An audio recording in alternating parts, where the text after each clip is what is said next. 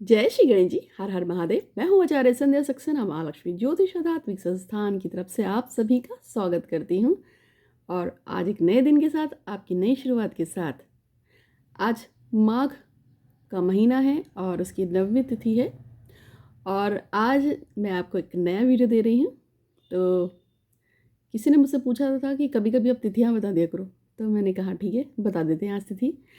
आज मैं आपको बताऊँगी कि कुछ खास चीज़ें, लेकिन सबसे पहले सभी बड़ों को प्रणाम, छोटों को प्यार, और जो मेरे हम उम्र उनको भी बहुत बहुत प्यार और आशीर्वाद। आज का वीडियो खास है। खास इसलिए है क्योंकि आपकी ज़िंदगी में जो उतार चढ़ाव आते हैं, बहुत मेहनत करने के बाद भी आपके कार्य सफल नहीं हो पाते, बहुत पूजा पाठ अनुष्ठान करने के बाद भी आपके काम पूरे नहीं हो पाते। मुझे अक्सर लोग कहते हैं कि वो पिछले इतने दिनों से, इतने महीनों से प्रेयर्स कर रहे हैं पर उनको रिज़ल्ट नहीं आता। तो अगर आपको भी ऐसी दिक्कत है, और ख़ास तौर पे एक और बात जो होती ही है, और वो ये है कि मुझे कहा जाता है कि किसी पंडित ने बता दिया कि पितृ दोष है, या कुल देवी देवता का कोई दोष है, मातृ ऋण है, पितृ ऋण है, या कोई भी इस तरह का कोई दोष हो जाता है, काल सर्प दोष हो जाता है। मतलब बहुत सारे दोष होते हैं।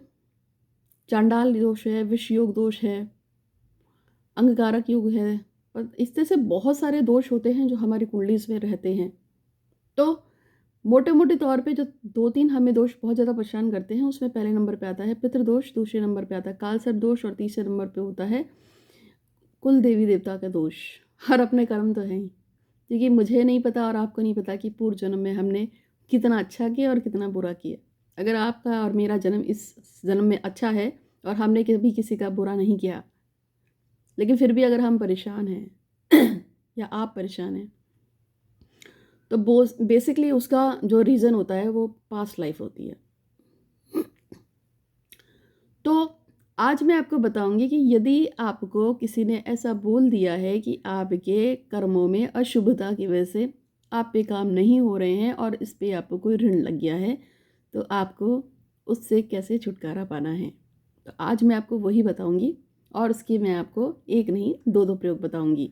तो सबसे पहले मैं आपको बता दूं कि अगर आपके पास भी परेशानियों का भंडार है और आप अपनी परेशानियों को ख़त्म ही नहीं कर पा रहे हैं, रोग शोक शत्रु कलेश आपके लगे हुए हैं, आप परेशान हैं, काम आपका बनता नहीं है, जिसे प्यार करते हैं वो आपका कभी होता ही नहीं है, आपको धोखा दे देता है, आपको रुला देता है, आप परेशान रहते हो, तो दूसरे को थोड़ा सा दोष देना बंद करो। मेरे साथ जब भी बुरा होता है तो मैं सिर्फ अपने आप को गालियाँ देती हूँ। मैंने कभी किसी दूसरे के लिए कहा ही नहीं कि वो ऐसा कर रहा है। मैं हमेशा से लड़के आती हूँ शनिदेव से और उनको बोल के आती हूँ कि यार क्या बात है, मतलब मैं आपको इतना मानती हूँ, आपको इतनी पूजा करती हूँ, और ये पंगा मेरे साथ ही होना था। तो ठीक है, चलो मेरे से ही गलती भी होगी, क्योंकि आप तो अच्छे हो, आप तो सभी का भला कर रहे हो ना।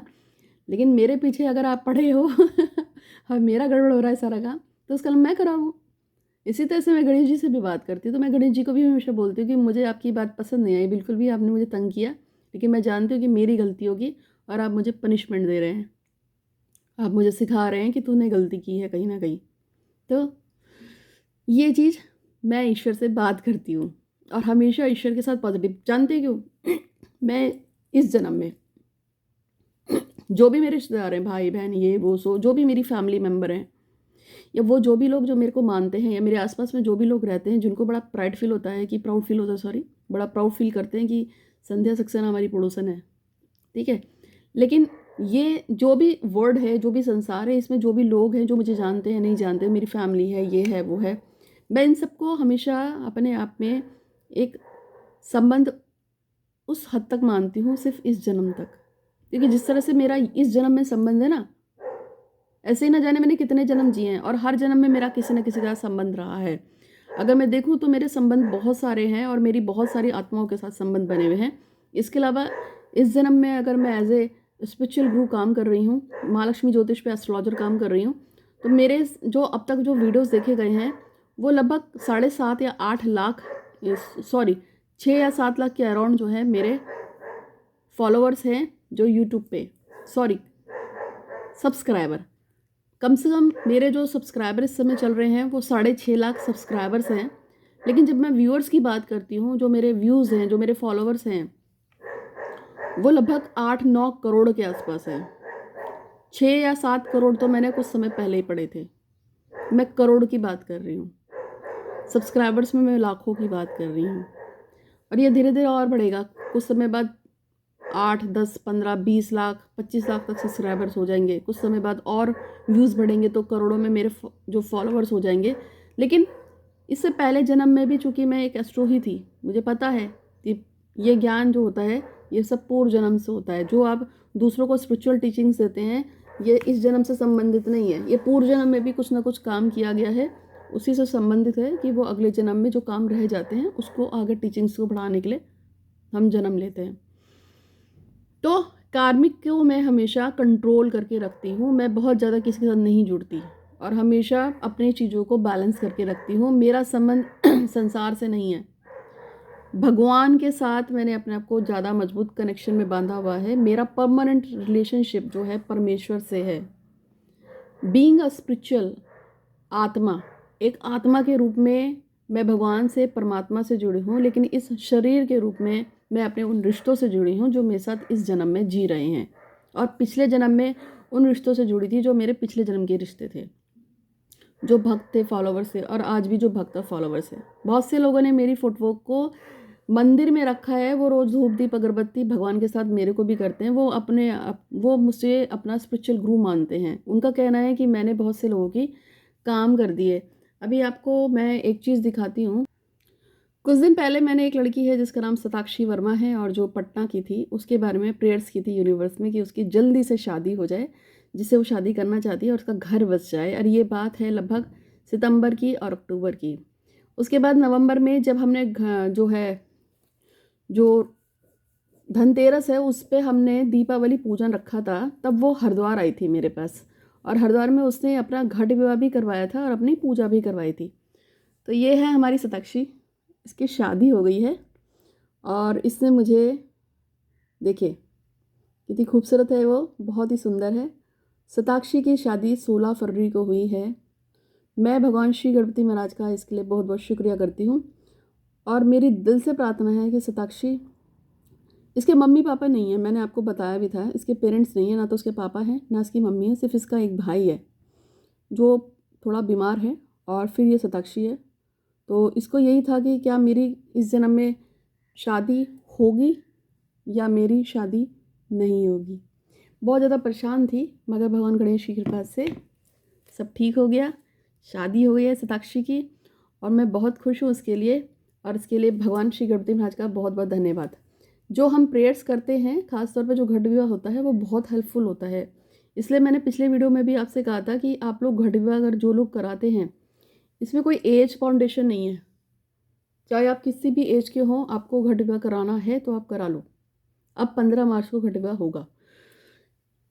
तो मैंने यहाँ बात करनी थी, जो मेरा मेन टॉपिक था कि हमारे जीवन में जो बार बार लगातार जो परेशानियाँ आती हैं उसका मैं कैसे सलूशन करूँ, चाहे वो कोई भी परेशानी हो। तो आपको सिर्फ इतना करना है कि आपको हर शुक्रवार को माँ काली के मंदिर में जाना है।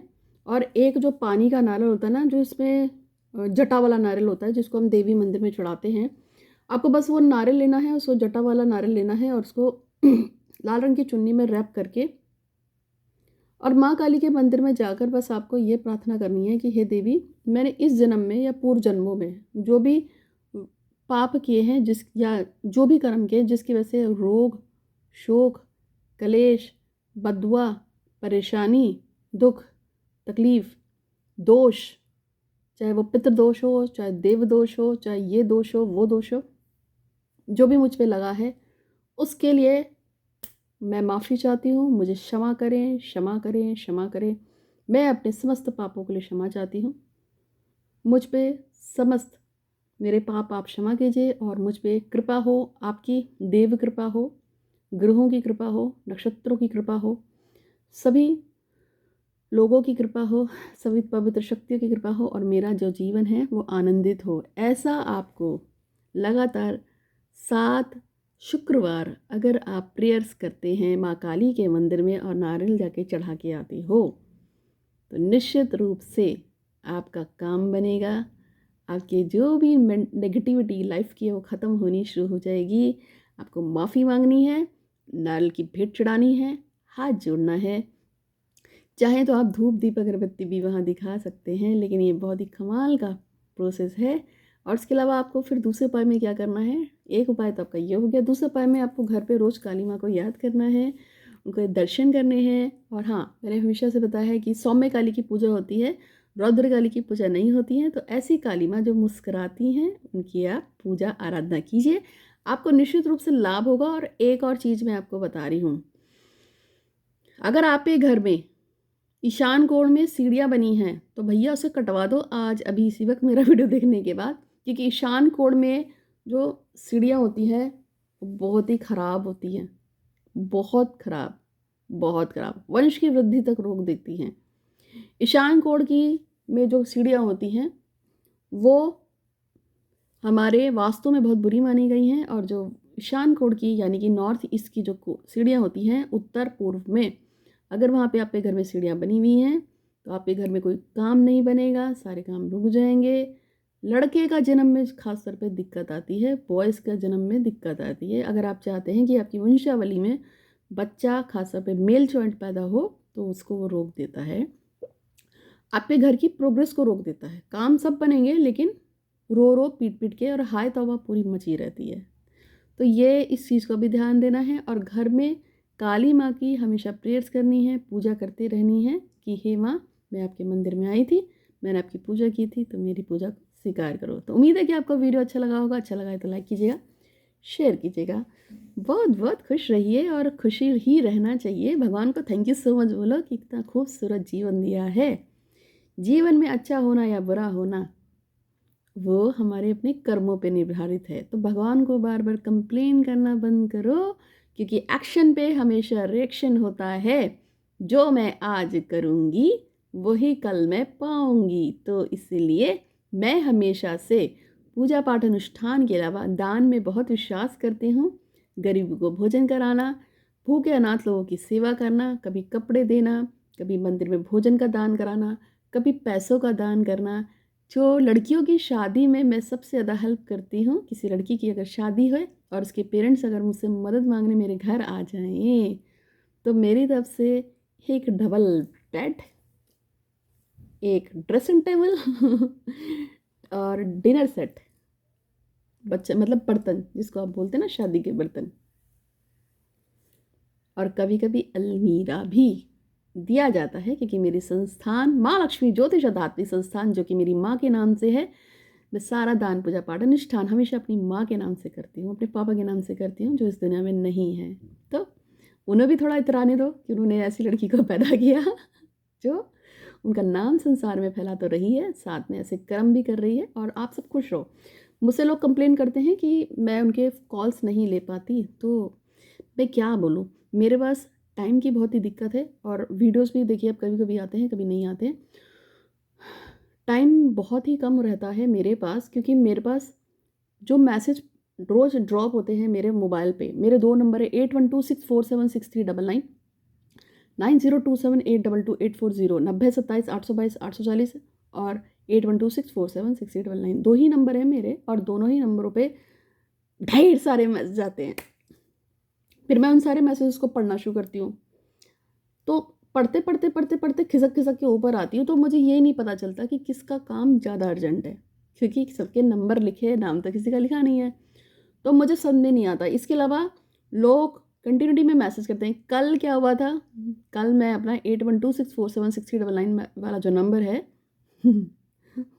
उस पर मैं मतलब देख रही थी कुछ ऐप, तो क्या हुआ कि रात का उस समय 12:30 बजा था तो 12:30 बजे लोगों ने कॉल करना शुरू कर दिया तो ऐसा नहीं है कि अगर आप हमेशा फ्री है तो मैं भी फ्री हूँ, 12:30 बजे का टाइम मेरा है, अपना है। लेकिन फिर भी मैं कोशिश करती हूँ कि मैं सारे के सारे मैसेजेस पढ़ लूँ, सारे के सारे लोगों को रिप्लाई कर दूँ। हाँ, रिप्लाई मेरी तरफ से सबको आता है, ठीक है। अगर आपको बहुत ज़्यादा अर्जेंसी हो तो कॉल अपॉइंटमेंट ले लो, नहीं तो ट्राई करते रहो। हर इतवार को, सॉरी, सोमवार को, बुधवार को और शुक्रवार को जब टाइम मिलता है तो मैं 4 से 5 के बीच में जितनी कॉल्स फ्री ले सकती हूँ ले लेती हूँ। बस ये 3 दिन है मेरे। बहुत से लोग मारते रहते हैं, कॉल मारते रहते हैं, कॉल मारते रहते हैं और वो पूरे दिन मारते रहते हैं। लेकिन मेरे पास जिन लोगों ने कॉल अपॉइंटमेंट लिया होता है और जिन लोगों के पूजा पाठ अनुष्ठान होते हैं, जो लोग मुझसे मिलने आते हैं और जो मेरे और भी काम हैं, उसके चक्कर में मैं टाइम नहीं दे पाती हूँ। ठीक है? तो आप जो है, अगर आपकी बहुत ज़्यादा अर्जेंसी हो तो कॉल अपॉइंटमेंट ले लेंगे, अच्छी बात रहेगी। नहीं लेना चाहते तो कोई बात नहीं। हर कॉल अपॉइंटमेंट पे जो मैं देती हूँ, मेरा 1400 1400 का कॉल अपॉइंटमेंट होता है।